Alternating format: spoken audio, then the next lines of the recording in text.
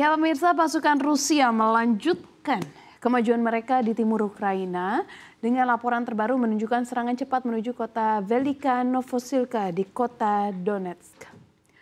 Kementerian Pertahanan Inggris dalam laporan intelijen yang dirilis Minggu 1 Desember menyatakan bahwa Velika Novosilka kini berada dalam posisi rentan terhadap serangan Rusia setelah Ukraina menarik diri dari Vuhledar, sebuah desa strategis sekitar 30 km dari kota tersebut. Penguasaan Vuhledar oleh Rusia di awal Oktober memungkinkan pasukan Moskow menyerang area yang kurang dipertahankan di Donetsk Barat.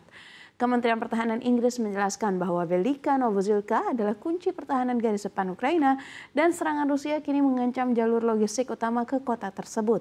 Menurut Institut Studi Perang atau ISW yang berbasis di Amerika Serikat, Rusia terus menyerang di sekitar Velika Novosilka meski belum ada konfirmasi atas kemajuan baru-baru ini. ISW juga memperingatkan bahwa Rusia semakin mendekati pengepungan kota tersebut yang bisa membahayakan jalur suplai Ukraina menuju wilayah Dnipropetrovsk dan Zaporizhia.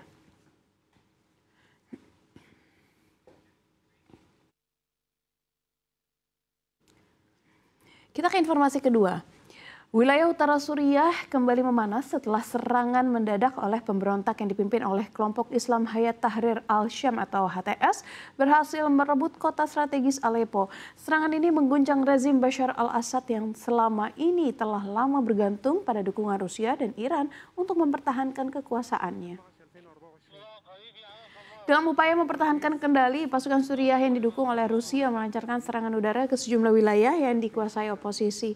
Serangan di dekat Stadion Aleppo dan sebuah rumah sakit menewaskan 12 orang, sementara di Idlib, serangan menewaskan 4 orang dan melukai 54 lainnya.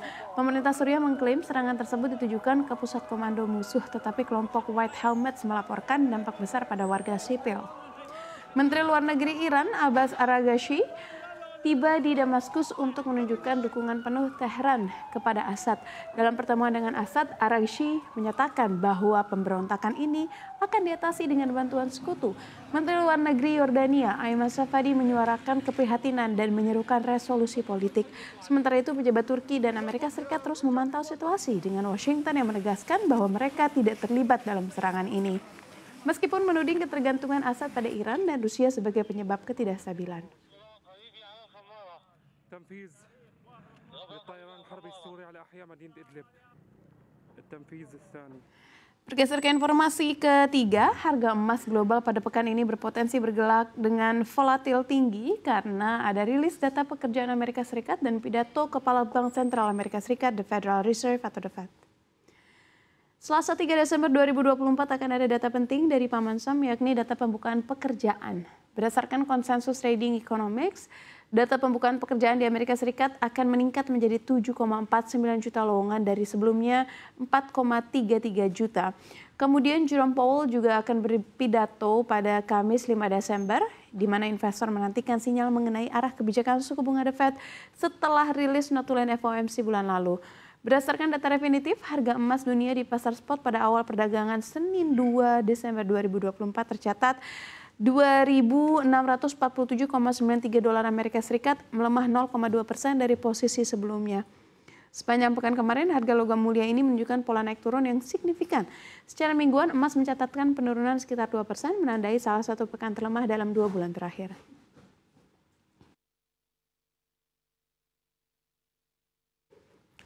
Kita ke informasi terakhir.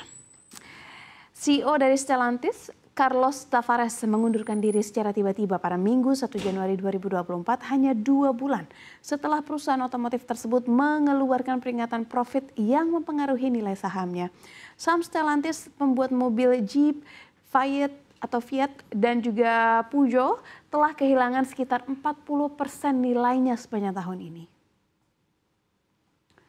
Melansir Reuters, keputusan Tavares untuk mundur terjadi di tengah perbedaan pandangan antara dirinya, pemegang saham utama, dan Dewan Direksi. Stellantis mengumumkan bahwa proses pencarian CEO baru telah dimulai dan diperkirakan selesai pada paruh pertama 2025. Sementara itu, Komite Eksekutif Interim yang dipimpin oleh Ketua Dewan John Elkann akan mengambil alih manajemen perusahaan. Kritik terhadap Tavares makin menguat sejak Stellantis mengeluarkan peringatan laba pada 2024 termasuk perkiraan kerugian kas hingga 10 miliar euro. Masalah tersebut terutama disebabkan oleh penjualan yang lambat dan penumpukan inventaris di pasar Amerika Utara yang selama ini menjadi penyumbang keuntungan terbesar perusahaan. Meski sebelumnya terjadi perombakan besar-besaran di jajaran manajemen, termasuk pergantian Chief Financial Officer dan Kepala Operasi Amerika Utara, posisi Tavares sempat aman, namun pengumuman bahwa ia tidak akan mencari masa jabatan baru dan akan pensiun pada awal 2026 menandai perubahan arah manajemen.